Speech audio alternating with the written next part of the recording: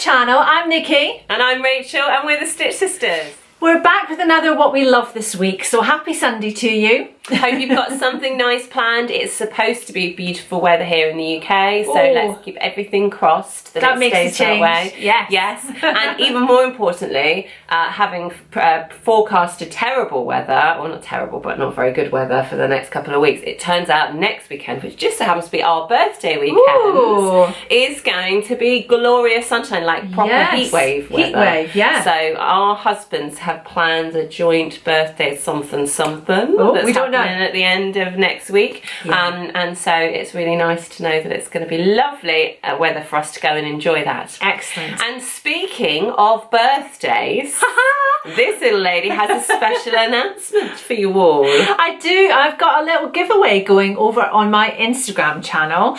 So I realised I've never done one, and in the run up to my birthday I wanted to do one, and the lovely people at Minerva have given me a £100 voucher to share with you guys for the winner. Thanks, Minerva. We love you guys. You guys are amazing. So all you need to do is pop over to my Instagram channel, which is at Sodbury Sewing, and you need to follow me and you need to follow Minerva, and then tag a couple of friends who you think might be interested in also winning this lovely loot. Yes. Now Minerva's fabrics come in such a wide range of prices, and they stock all of the major pattern companies as well. So £100 is going to get you at least one outfit. Absolutely. Possibly more than that. And the haberdashery and all the stuff that and they if you're knitters or crocheters or you have other crafts, they do loads of that kind of stuff as well. And lots of kits and stuff. So there'll be no end. You'll be spoiled for choice as to what you might want. So good luck. Pop over. The competition is open, or the giveaway is open until the 1st of July, which is my actual birthday, and I will draw it and announce the winner. Excellent. So whilst we're on the subject of giveaways, we actually have another giveaway that we'd like to tell you about. Exclusively here first. It's going to be over on our Instagram again, but we'll mention it here so you know to look out for it. So the Festival of Quilts is a huge festival celebrating quilts, funnily enough, that happens at the Birmingham NEC, and it's from the 1st to the 4th of August. That's right. And we go away on holiday on the 4th of August, and it's a little bit too close for us to be able to make it, so unfortunately we're not going to be able to attend, but the lovely people running it have given us 5 pairs of tickets to give away. So if you fancy it, then you just need to go and check on our Instagram page to find out the details of how to enter. We'll just be picking people at random, and all you'll need to do is comment to express your interest. It is obviously in the UK, it's in Birmingham, so you need to be UK based or happy to come to the UK, especially if you're really lucky with that. That would be great. Excuse me, I've got a cold this week, so my voice is a bit croaky, so I apologise for that. But even if you're not into quilts, if quilting isn't necessarily your thing, all of the major fabric retailers have stalls there. So really it's just a giant fabric shopping opportunity. And you get to go and appreciate all of the beautiful quilts that are on display. And as a sewer who's not predominantly a quilter and never has been, I still get a lot of enjoyment from looking at these amazingly intricate pieces of art, really. It's so inspirational, It is, yes. Even though I don't ever plan to make a quilt that's that that's just not your thing. Intricate. I can definitely appreciate the beauty. You can still see the skill involved in this. I always love going to see the quilts. It's fantastic. It's so hard because usually there's signs saying please don't touch the quilts, because some of them are really old and it's really hard to not stroke them. But then you can distract yourself with coffee and fabric buying, and it will all be fine. And meeting up with other sewers and stuff like that as well. So I'm sure it'll be lovely. So make sure you go to, that's our Stitch Sisters Instagram account. So this Stitch Sisters UK. And it'll be on there on Saturday, so it should be up there now. Excellent. So giveaways over. Yes. What have you been up to this week? We've had quite a quiet week this week, haven't we? We've been doing lots of sewing. So we've not been doing much other than staying in my house with 4 sewing machines set up on the table, 2 overlockers and 2 sewing machines. And we've been making all of our summer wardrobe for the holidays and stuff like that. So we've been doing lots of making, which has been nice. And we've got some beautiful summer dresses to show you, and we just can't wait. And there's a couple of things that make that even more exciting, because we just launched a new hashtag challenge called 30 Days of Dresses. Yay! If you've not seen it over on Instagram, head over and check that out now. And it's basically us encouraging ourselves, sort of challenging ourselves and encouraging you guys to join in if you want to. And we're going to be wearing dresses every day during July. Yes. And the whole point of it is it's more of a styling challenge. It's about trying to get yourself comfortable with wearing dresses in all different weathers, hot or cold, rain or shine, but also to take the same dresses and find different ways of wearing them, accessorizing them differently. And whatever the weather. Yeah, since we launched it, we've had quite a few different comments and questions from people saying things like that they don't have many dresses, so they're not sure they're going to be able to take part. So we just wanted to specify again that just because we're going to be sharing pictures every day doesn't mean that you have to. No. You can dip in and out as you see fit. There aren't any prizes for this challenge, which means there aren't any rules. There's no rules at all. So that's Maisie. She's got something to say about dresses. And some attention. And so yeah, you can just dip in and out as you see fit. So if you've only got 2 dresses and you want to wear each one once or each one twice, and just tag us on the days when you wear them, fantastic. It's just about getting them out of the wardrobe. So even if you have just 2 dresses, then wear them. That's the thing. It's just about wearing them. Even if you wear them once, if you feel so inclined, you can wear them twice or 3 times. Yeah. But it's just supposed to be fun and non-stressful. So we just like you to wear a pretty frock and take a picture if you want to. Exactly. And we've also had a lot of people comment and say, I don't have many dresses, but it's an excuse to make more. And we just want to say that if you want more dresses, if you genuinely want or need more dresses in your wardrobe, you've got fabric, you've got patterns, or you need an excuse to finally buy that fabric pattern combo that you've had your eye on for ages, then go for it. But please, please, please don't feel that you need to make specifically for this challenge. We're a strong believer that your skills and your making time should be put towards things that you're going to really love and get a lot of wear out of, and not just to make something for a challenge, wear it once, take a picture, and then not wear it again. So just think about, watch our mustard video if you've not seen it. I'll link to it here. And just think about whether you really do want more dresses, and if you do, great, go for it. We're not saying don't sew, but don't sew especially unless you think you're actually going to get some use out of them. Absolutely. But it's the start of the summer here in the UK, so chances are you will. Hopefully. Yes, and also on the subject of that challenge, the final thing that we wanted to just make very clear is we don't have 30 dresses. We're not going to be wearing a different dress every day. No. So we will be wearing dresses multiple times, and so you guys should feel free to do the same. And I'm going to wear your dresses. I'm going to wear your dresses. I've already got a list happening in my head of the I'm ones really I'm going excited tomorrow. to see how the different ones look at you, especially some of the more retro ones. They're going to be funny. Yeah, it's going to be fun. So that's for the whole of July, starting again. Everything's happening on my birthday on the 1st of July. We even had one lady who said, I've got loads of skirts I very rarely wear, so is it alright if I just do the same challenge with skirts? Yes, absolutely. Go for it. Go for it. There's no rules. Tag us so we can see. That's all we want. That's it. And we've also had a housey week this week. Yeah, we have. Yeah, so I'm in the process of updating my decor in pretty much most of the rooms of the house. And when I say updating, I don't mean like redecorating, painting everything, even though that does need to be done in some places. But just refreshing my homewares. Sorry. Maybe take it off. She's alright. She just wants to play. I'm warning you now. But yeah, every now and then I just like to update my decor a little bit. My style changes, and I'm in the process of doing that in various different places in the house. And every now and then I just get a little bit distracted by that, don't I? She does. She and gets it's soft and contagious. Like she's tunnel vision. Yeah, it does. It rubs off on me because you go like, can we go to the home store? And can we look at it? And then I'm looking at things. I'm thinking, she always buys more than I do, and I was the one that wanted to go. I bought a piece of furniture yesterday. I'll pop a picture in a little cabinet that I saw and fell in love with. Yeah. But I fell in love with it, but then ummed and ahed about it and thought, do I really need another piece of furniture?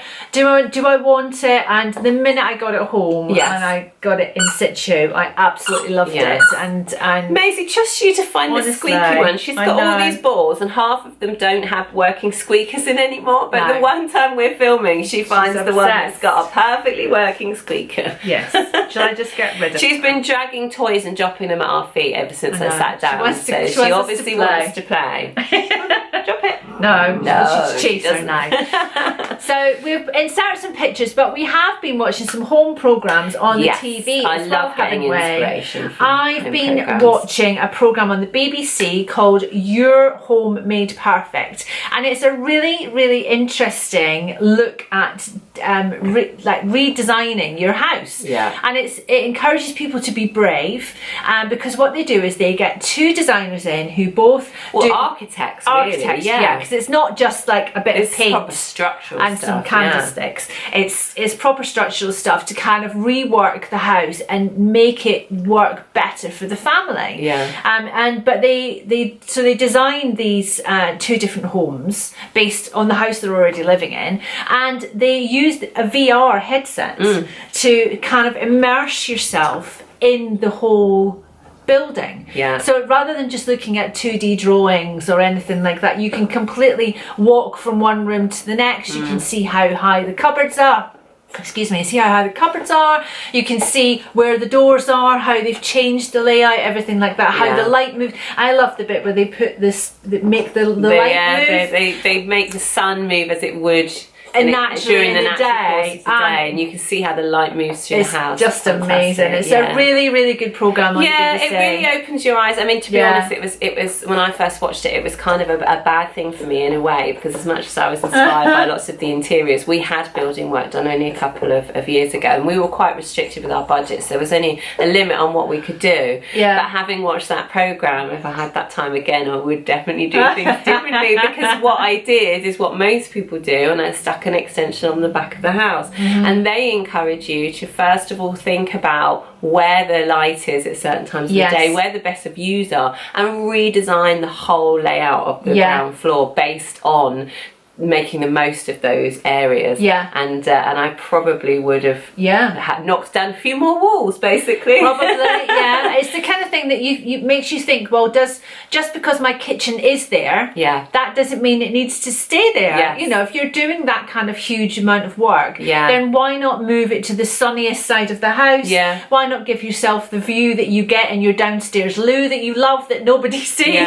You know, it's that kind of thing that they look at, and I always think it's really interesting. So it's one to catch on BBC. I found a new one that I've been watching this week, and it's still interiors, but it's slightly different. It's called Stay Here, and it's a Netflix show, and basically it's like Airbnb type rentals, you know, short-term rentals, that they have one designer, one interior designer, and one real estate guy, and basically they come in and they look at these rentals, some of them already being rented out and some of them starting to rent out, and they actually not only do they completely redesign the space, but they also come up with a business plan. So they teach them about how to make sure their guests have got everything they need, that they're getting a good welcome, and they take their properties from being, I don't know, 2 or 3 star and make them 5 star. And they do it within the budget, and then they get to charge more each night, or sometimes the aim is to keep the price the same, but to actually increase the number of nights that they're booked for.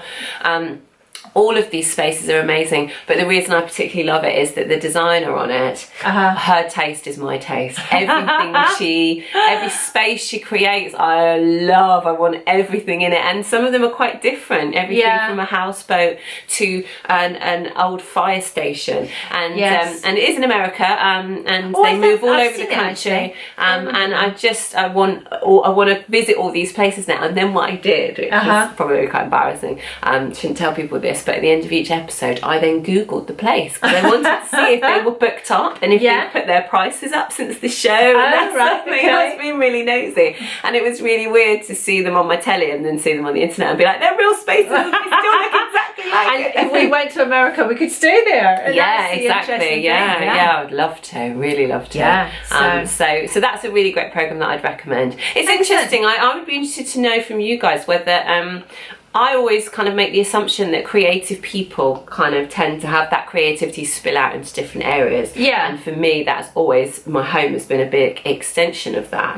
Because I want to be in a space that inspires my creativity, that makes me, and because I'm such a home person, you are as well, that it's the place I spend the most time, and it's a place I want to come home to and just be like, Yeah, and when it doesn't feel like that, then I want to make it more like that. Yeah. I want to change it and update it and that sort of thing. But I don't know whether that's the same for everyone. Whether there's for some people, their sewing room is their creative space, and the rest of the house can do what it wants. Yeah. I think with me, it definitely spills over to the rest of the house. But I do go through phases where I'm just happy with everything as it is. Yeah. Or at least I'm not open to changing anything just yet, because a lot of the time they are, you know, things that you need to do are big projects, stuff like that. So I like doing little things like this. Just inserting a new piece of furniture into my lounge yesterday has made me rejig everything, and I noticed whilst I'm sat here in the lounge that every single little table that Nikki's got in here, every side table, every windowsill has got something different on it to what was on it yesterday. It's all been jigged around. So it started, obviously it's a domino effect. It's just started moving everything around the room. But I get it, because I do that all the time as well. Because I had to, you know, I was moving the furniture and I got the Hoover out and I was hoovering it, so I gave it a good clean and I did all of that, and it did feel really refreshed. And every time I've walked into the lounge, I've felt really excited about it and stuff like that. And it's just one little thing, and that makes you really excited. Yeah, and especially when because your piece of furniture you're talking about is a second-hand piece. Yes. And that's what I really love, is going thrifting, finding a piece. I found this huge mirror yesterday, which I'm totally in love with. And who found it? Oh yeah, that's right. But we did go specifically to find me a large mirror. So to be fair, it was the only one in the place. But yes, technically you spotted it. Yes, I'm very grateful for that. But I can't walk past it without just standing there being like, not looking at myself, just being like, it's so huge. I love it. It's enormous. Yes. I very nearly didn't get in the car. Yeah, we just about managed to move the seats around enough to squeeze it in. Yeah, it was fun. But yeah, that's I guess for me, when I'm in that zone, it's I'm going to be there for a while. So the reason why we're telling you that there's house stuff in our heads right now is because it's probably not going anywhere anytime soon. No. So hopefully you don't mind hearing about it. But also it started to drop onto Instagram and stuff like that as well. We started to include more of our little snippets of our houses and stuff like that. Which I think we both decided at the start of this year, we started to think that we want to share more. It was Vlogmas again that made us think about it, but we want to share more of what's going on in our lives, and it's not all sewing. It is largely sewing, and our partnership and our business is based around sewing. So obviously that's always going to be the dominant thing. But there is lots of other things, and we just think that as they come up now, we share them with you guys. Absolutely. Yes. So we hope you don't mind. So one other thing that I wanted to just quickly mention, because I mentioned it last week and I was inundated with comments from you guys saying that yes, you were interested in hearing my progress with the Kegel 8 machine. Yes. And I've got nothing to report yet because I'm afraid I've been poorly all week, so I haven't had a chance to use it yet. You know when you're ill, that's the last thing you feel like doing is trying something new. So I haven't done that, but I do plan to start using it next week, and I will check in every now and then and let you know specifically if it's working, how it's working, that sort of thing. I'm not going to be giving you graphic details or anything, but just progress reports. Yes. So I will definitely be doing that. Excellent. The other big news, shall we tell them? Oh, go ahead. We've decided on what our next class is going to be. Oh yes, we have. It's taken a while. We let it evolve naturally, don't we? We give it some time after. We like to think it's like birthing a child. When the class is released, you then need a few days to go, oh, that's done now, and you can kind of breathe now. And we never like to kind of rush into the next one. No, we let it evolve naturally. But also, whilst we do have a list of possible ideas, actually deciding on one for sure, because it takes such a lot of work to film it all and edit it all and prepare it all and everything, that we don't want to rush into anything. So we always like to mull over things for a while and wait for the right idea to present itself. So what we've decided is going to be our next class is going to be a guide to overlockers.